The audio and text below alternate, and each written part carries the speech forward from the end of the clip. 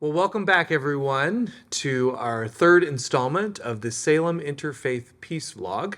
My name is Kyle Dickinson. I'm the Executive Director for Salem Leadership Foundation, one of your co-hosts for this, along with the Community Outreach Chaplain at the YMCA, Dr. Valerie Geer. Hey, everybody. And here we are we are continuing our series talking about shalom. So today we have with us, what's your name? Who are you? My name is Efrain Perdomo. I'm a pastor at Salem Alliance Church. And how much do you want? That's enough. Okay, No more. great.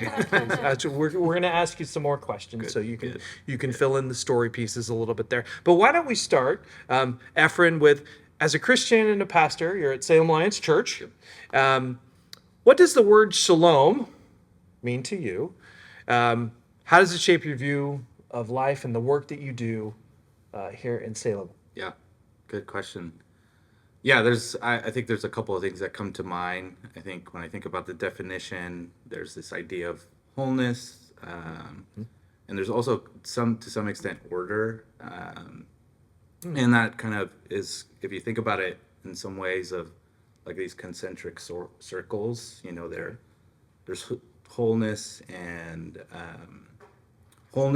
and flourishing and order that needs to be first experienced individually. Okay.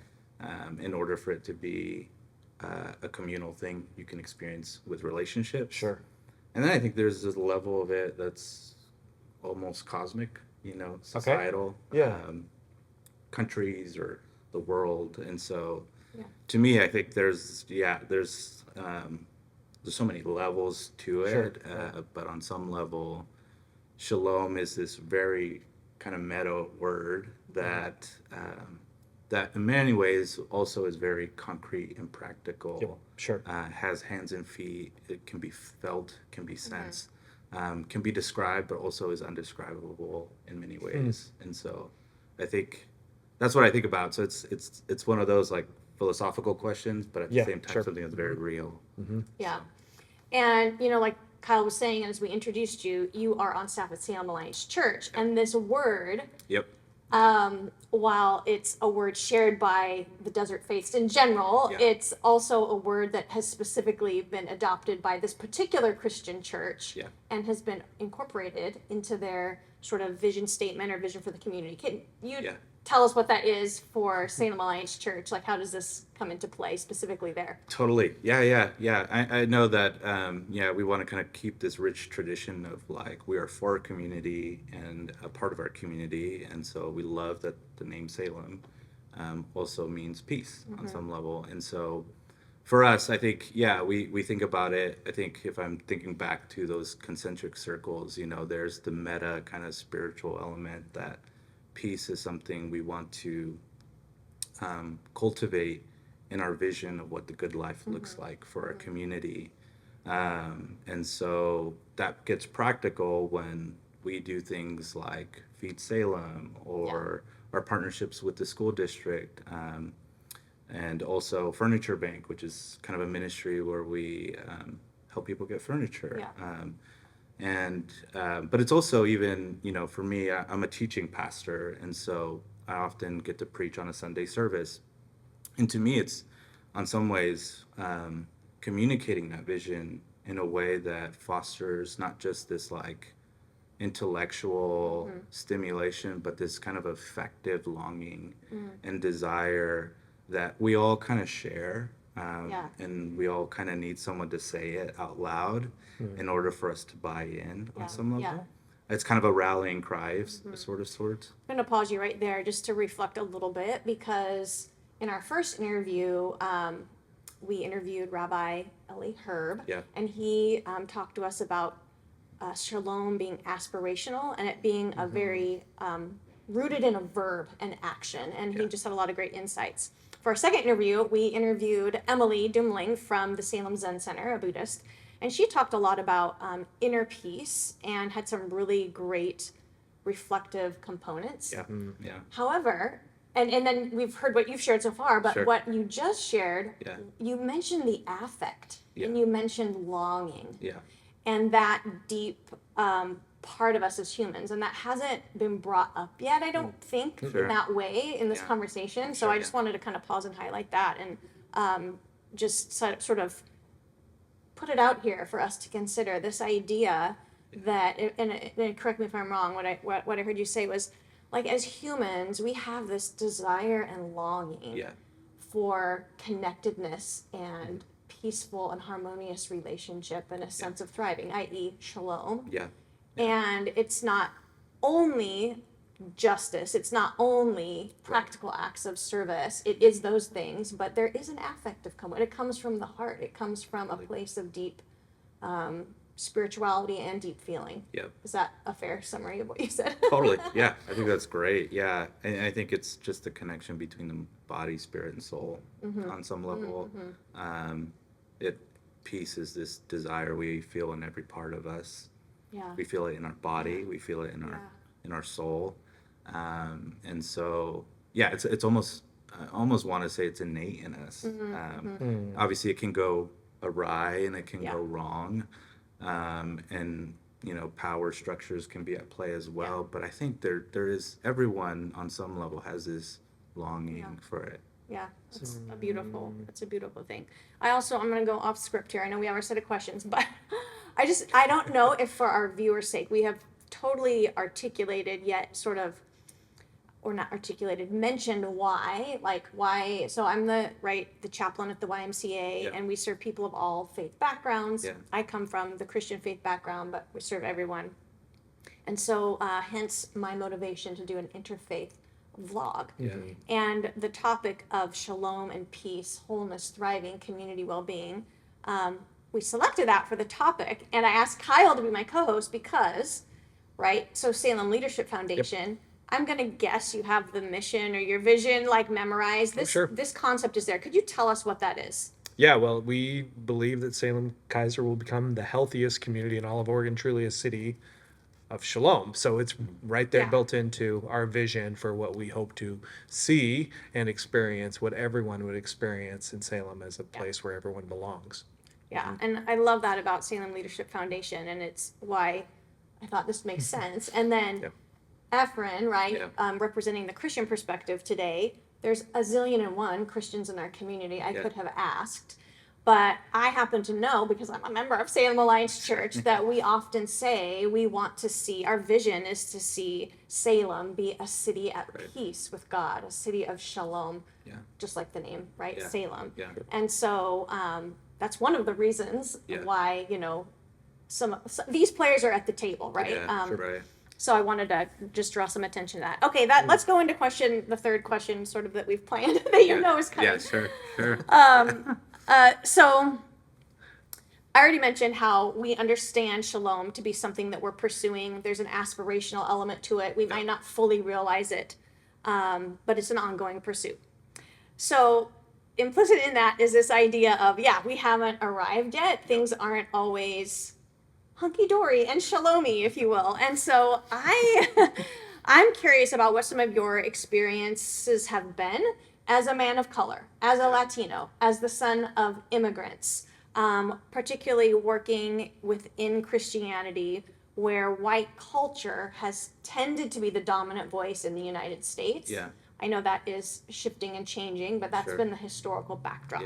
So, in other words, how have your intersecting identities come into this idea of, hey, we ain't quite there yet, and here's what it's been like? Does that make sense? That's a big question. Big question. Yeah, you got this. You've read books. Yeah, I've read books. I read a couple. Life, I hopefully I'm answering this to what you're kind of asking, but I think the thing that I think about a lot is how much I've been able to, on some ways, be an insider and an outsider at the same time in both communities. So in many ways, that's a beautiful thing because I'm able to critique And by both communities, you mean Latino community and white culture. And white culture, Got it. I think.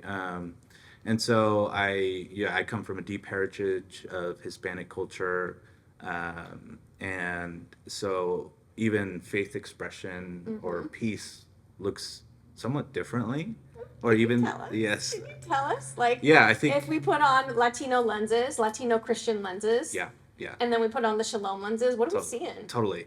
Yeah, I think in my mind, I initially think, in a Anglo community, the emphasis is usually primarily on needs, and somewhat financial needs, which I think is great. I think it's important. And, peace in the sense, like, how can we kind of help marginalized communities as well. As a Hispanic, peace is very much tied to the family, Yeah. tied to the community. And so for me, I think we can often miss that, even with an Anglo community that also needs that, and probably desires it, but doesn't know how to communicate it because it's not maybe the same emphasized in that culture, or there's just different emphasis. So I think that, to me, you don't have peace without deep community. You don't have peace without deep family. Those relational aspects are super important. And I even think about, like, things that we prioritize in this culture with time, and with objectives. My community, and I probably, to be honest, I probably lean more that way personality wise. I'm just a product of where I've lived in Oregon, which is not so much, diversity, not as much diversity as other places. But still, I recognize that what I see in my own family and what peace looks like. Sometimes it's much simpler than I think, actually. And so, I don't know, maybe you could press me more on what I'm saying, but I think that's kind of where I see some of those connections, and also some of the differences of what peace looks like. Yeah. So. Yeah, and I appreciate that. One of your many strengths is that you mentioned you're bicultural, right? And so you have a fluency in a back and forth, and I think you've helped us see some of the strengths and how different lenses of looking at shalom through cultural lenses can help inform the broader conversation. And so I really like that. And you've also acknowledged that, hey, sometimes, like, the culture here is what the culture is, and it maybe isn't the most diverse place in the world, but we are having these conversations intentionally, and we are seeking understanding and inclusion within the whole community. I don't know if Kyle, you wanted to say anything to that, or add anything, or press on that question anymore, but Yeah, I think it's important that we continue to have conversations about how do we create a community where everyone belongs, and how do we maintain our distinctives within that as well, so that it isn't this sense of, here's what the culture is, we need you to fit into what this culture is, because typically there's going to be a group that is proliferating that culture, keeping that culture, protecting that culture, as opposed to what is much harder is, we need you to bring your distinctives to the table and be able to understand those, appreciate those, celebrate those, because it does make us stronger as a community when that is present. Totally. So, but that's harder and longer, and but I think we're up to it. As a community. And maybe if I could add, I was just thinking about, when I talk with my parents, it's funny to kind of hear. So my parents are immigrants, and it's funny how much they can even be tied or influenced by the culture that is here. Sure. And one of the big things about being an immigrant is lacking community. And so I think of that example a lot, in the sense that if immigrants were to come, I think it's often viewed like, how can we get them financially settled? How can we get them employment? Which is all great stuff, very important. Right. And then we sometimes skip over the communal piece, which every time I talk to my mom, the things that she misses the most is the simplicity of communal life in where she was at. And so my family, when I was growing up, would often have this tradition where we would invite the new, I don't know if this is, like, not PC to say, but the new immigrant in town to our dinner table Yeah. during Christmas or during the holidays, because we recognize peace it needs to be experienced in that form as well. Right. So Right. that's just something that came to my Yeah, mind. it's such a beautiful example of Christian theology. It would also be Jewish theology of like God saying, "Hey," to his people, the Israelites. You know what? Welcome the stranger, right, or the alien, the foreigner, the immigrant among you, because you know what it's like. You were also in Egypt, strangers and aliens. And I hear you saying that, like, hey, my parents, they experienced and lived what it was like to be a little bit disconnected from community when they came as immigrants, and therefore, out of their rich love for God and their rich sense of community, have reached out to newcomer families and included them. Totally. That's a really cool example. I love that. Yeah. All right, next question. Go ahead, Kyle. Sure. So you and I can both nerd out. We all three of us are we're all nerds. It's true. But we've done a decent amount of study in some sacred texts, things like that, and so we have this concept of shalom that bursts forth in the First Testament, and we have this strong sense of it is present, it is moving, it is aspirational, it is lots of things that our friend Rabbi Eli Herb talked about when we had him on the show. And then Second Testament, we have Jesus arriving. There's other aspects of shalom that are also bursting forth, and we have these kinds of things. And then we continue on to today, and we're interpreting sacred text to be able to make some determinations around what is shalom, what do we mean when we say shalom. So in your process of covering those kinds of things and looking into those texts, how would you make some comparison and some contrasts of a Jewish understanding or a continually evolving Jewish understanding of shalom with a continually evolving Christian understanding of shalom? How would you meld those two? How would you separate those two? Yeah, that's such a good question. I think part of me wants to say there really isn't much, but I think to some extent there's maybe some overgeneralizing of how the Jewish community often, like how they think of shalom. Good. Right? Yep. Good. And so it's interesting. One of the things I studied a lot was how much shalom was kind of a placeholder for this well-being of healing. Sure. Even like health, health-wise, and how important that is, and how much integration there is in the Jewish perspective for that. Now, I think for a Christian sense, maybe some of the distinguishing factors really come in the person of Jesus for us. And so I think what Jesus teaches us is, one, adopting that Jewish perspective still, because Jesus is a Jew. Right. But at the same time, there's this Jesus as a person, as we believe him to be God in the flesh, shows us how to do it in a way that is amidst chaos and power structures and violence. And so to me, I think it's more, the difference is more we get a concrete picture of what does it look like. It's the turning the other cheek. It's the serving, and then it's. I think this I think for sure is one of the things that maybe one of the distinguishing factors is how there's this supernatural element of peace that is kind of authorized in Jesus' authority, and so it's the leper who gets healed. Yep.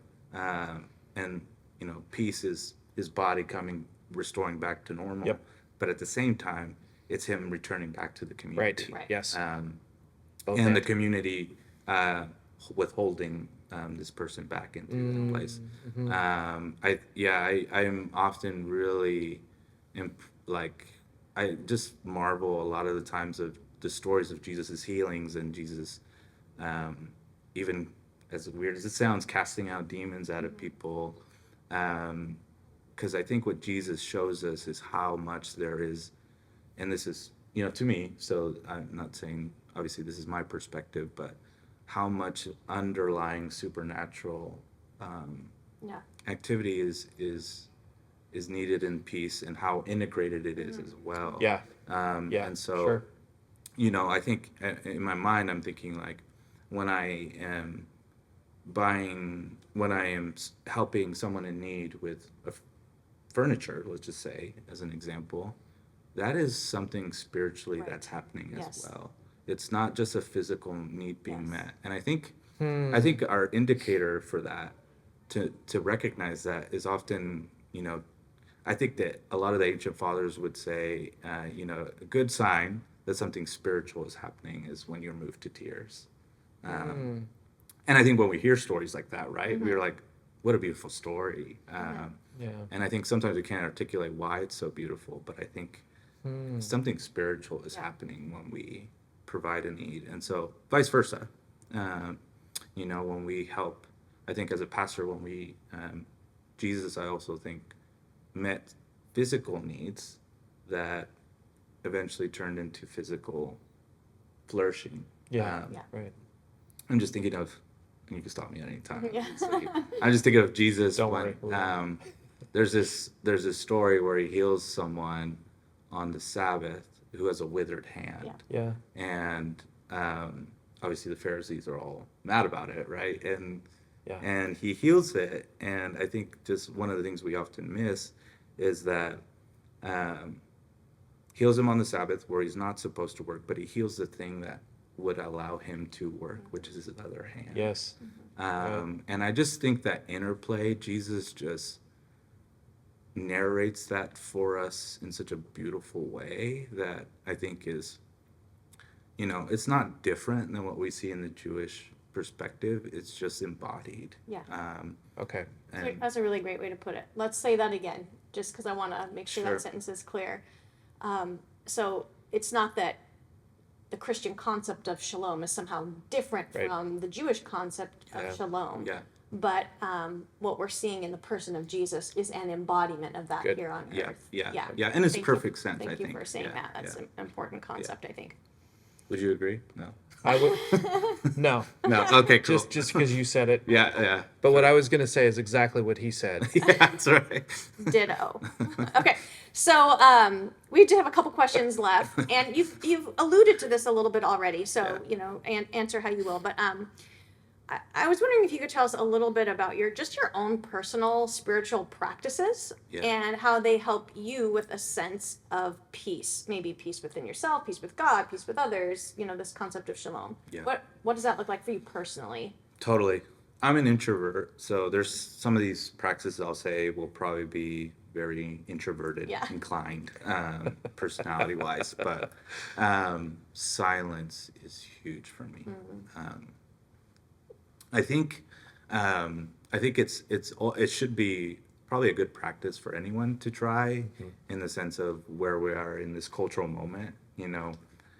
You have every hour to fill as much as you want, with your phone in your back pocket, and there's sounds everywhere if you live in the city, right? And so I think this has been a really transformational practice for me to silence the sounds and the voices and the things that really do affect my peace. I think an obvious example of that would be like, we're all probably have watched the news, and there's some good in doing that, but we can probably know how much overdoing it will affect our behavior, affect Right. how I am with my wife, how I interact with whatever, my relationships. And so for me, silence, and that kind of generally means waking up early in the morning, having a sacred space for myself, which is usually just my desk, and just sitting there and just letting my thoughts go, so that I can find stillness. And so to me, I think, for me personally, God often speaks when we are still and when the noises are gone, because I think, his language is often the intimate voice of a whisper instead of a loud, shouting, polarizing voice. And so for me, silence has been huge. It has allowed it, and really, like, bodily too. Like it has allowed me to slow down my breathing. It has allowed me to take that kind of serenity energy into wherever that day takes me, regardless if it's full of chaos, because sometimes it is. Silence is for sure one of them. Yeah. That's good. And I'm just gonna pop in here and I know we're wrapping up our time here on our blog today, and I so love that you shared that about silence, because did it not sound so much like what Emily, our Zen Buddhist, in a lot of ways, shared yes. in her meditation practice? Yeah. And creating that space where it involves a physical posture, it involves your breathing, Yes. it involves Yeah. clearing out space in your mind. And it was so similar. In fact, I don't even know how it came up the other day, but my husband and I were talking. And, it was my sister and I who were talking. And she was like, Christians and Buddhists, like, they could get along pretty good. Like, there's actually a lot of practices, particularly if you're a Christian who tends to be more contemplative or silent or mystical. Right. And I was like, you're not wrong. Yeah, you're not wrong. Totally. So I love that you brought that up. And, and thank you so much for being here today, Efrain. Yeah. I know we could talk for another 20, 30 minutes about this stuff. And you've given us just a really great, rich perspective, and we're so thankful. And thank you to Kyle for being here today and helping facilitate this vlog. Yep. We've got at least one more, maybe two vlogs left. And so they will be coming in the next month and two. So be looking forward to those. And we're so grateful for all of you here and for you listeners. Catch you next time.